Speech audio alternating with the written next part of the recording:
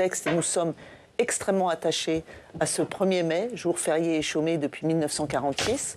Aujourd'hui, évidemment, nous souhaitons régulariser une situation qui, toutes ces personnes qui s'opposent aujourd'hui à ce texte n'ont jamais eu de problème, ne se sont jamais manifestées pendant 40 ans lorsqu'ils sont allés acheter leur baguette et leur bouquet de muguet le 1er mai. Ça ne leur a posé aucun problème.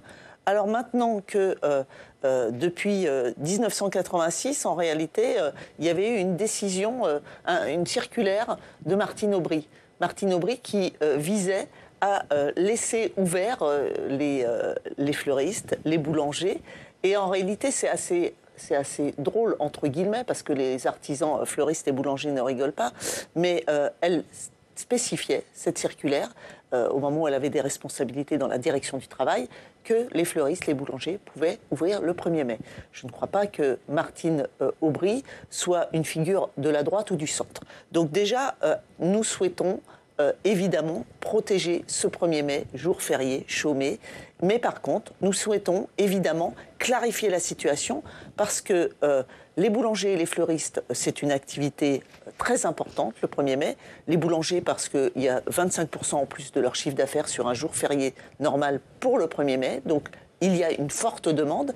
Et puis pour les fleuristes, c'est le 4e jour plus important de leur chiffre d'affaires. Ensuite, ne trouvez-vous pas totalement absurde de demander aujourd'hui à des fleuristes de fermer le 1er mai alors que c'est la vente du muguet, alors que la vente du muguet aussi est très encadrée. Alors moi, tous ces inspecteurs qui ont verbalisé en 2023, 2024, 2025 des boulangeries, ça aurait été peut-être aussi bien qu'ils verbalisent, peut-être, entre guillemets, bien, je ne crois pas, mais qu'ils verbalisent tous les vendeurs de muguet qui ne sont pas réglementaire sur le domaine public. Pourquoi ? Parce que la loi encadre aussi la vente de muguet. Ça ne doit pas être du muguet acheté chez des grossistes. Le muguet ne doit ni être emballé, ni accompagné d'une fleur, ni être présenté sur une table, et ni à proximité d'un fleuriste. Je crois que pour avoir acheté du muguet et une boulangerie et du pain ce jour-là, nous le voyons bien, cette loi n'est pas respectée.